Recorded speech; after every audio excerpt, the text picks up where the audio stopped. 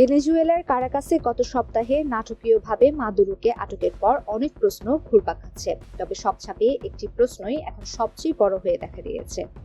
ভেনেজুয়েলার নেতৃত্ব দেওয়ার ক্ষেত্রে কেন সাবেক মার্ক্সবাদী গেরিলা যোদ্ধার কন্যা এবং ক্ষমতাচ্যুত নিকোলাস মাদুরোর ঘনিষ্ঠ সহযোগী ডেলসি রদ্রিগেজকে বেছে নিল ট্রাম্প প্রশাসন, আর কেন ওয়াশিংটন মারিয়া করিনা মাচাদোর মতো একজন জনপ্রিয় বিরোধী নেতাকে সমর্থন না দিয়ে একজন কট্টর চাভিস্তা বিপ্লবীর উপর আস্থা রাখলো। করোনা বা যে কোনো ভাইরাসের এগেইনস্টে ফাইট মানি ব্যাকট্রলের লেফট রাইট। অথচ মাচাদোর নেতৃত্বাধীন বিরোধী জোট 2024 সালের নির্বাচনে জিতেছে বলে ব্যাপকভাবে বিশ্বাস করা হয়।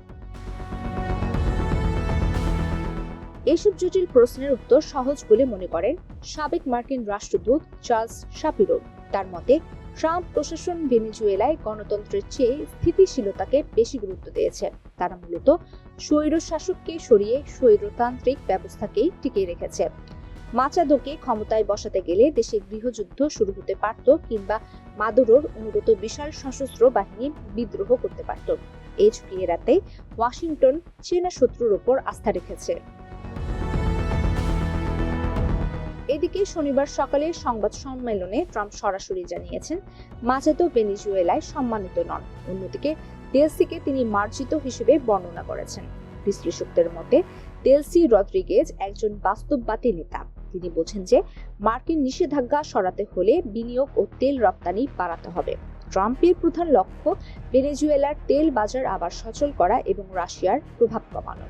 ডেলসি এই শর্তগুলো মেনে নিতে রাজি হয়েছেন বলে ধারণা করা হচ্ছে। ভেনেজুয়েলার সংবিধানে 30 দিনের মধ্যে নির্বাচনের কথা থাকলেও ট্রাম্প সাফ জানিয়ে দিয়েছেন, আগে দেশ ঠিক করতে হবে, এখনই নির্বাচন নয়।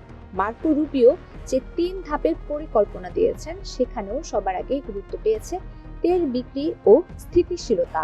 সব মিলিয়ে বিশ্লেষক পেন গানসন মনে করেন, ট্রাম্প প্রশাসন হয়তো এতে সুবিধা পাবে, কিন্তু সাধারণ ভেনেজুয়েলানরা বরাবরের মতো এবারও উপেক্ষিত রয়ে গেল।